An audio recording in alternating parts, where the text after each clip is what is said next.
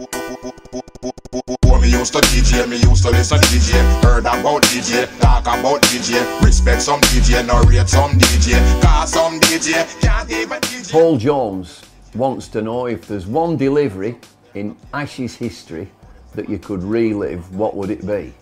It's not that Paul Jones from Man for Man, is it? Well, it's got to be Shane Warne to Mike Gatting. Fantastic delivery. He announced himself with that, did Shane Warne. Of course, it'd have been a pork pie. Mike Gatting would have stopped in and eaten it. Here's a beauty from the Bookies Offers, and he wants to know which two, one from Australia, one from England, have hated each other. Rivalry, but just bordering on, I want to really whack you. Dead simple this. Ian Chappell, Ian Botham, the two Ians.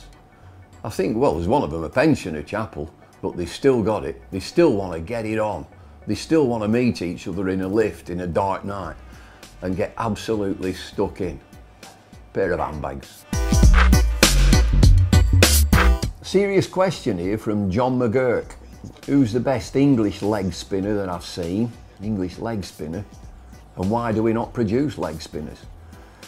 I think it's just our bag that we've got seamers and finger spinners, and I can't really think of a great leg spinner. I'm going way back. I could tell you about a guy called Doug Wright, who apparently was a brilliant leg spinner. I played with a guy at Lancashire called Tommy Greenuff, who played international cricket, but few and far between.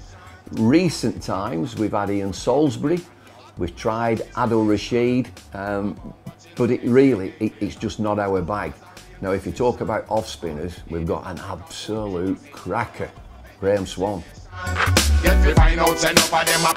Lewis Feebury, getting down to the nitty gritty here, what's the best bit of sledging that I've heard? It came from the crowd.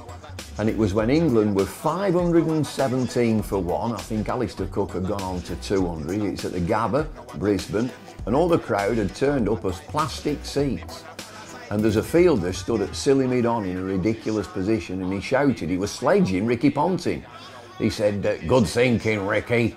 The last catch that went to silly mid-on was 100 years ago. There's bound to be another one soon."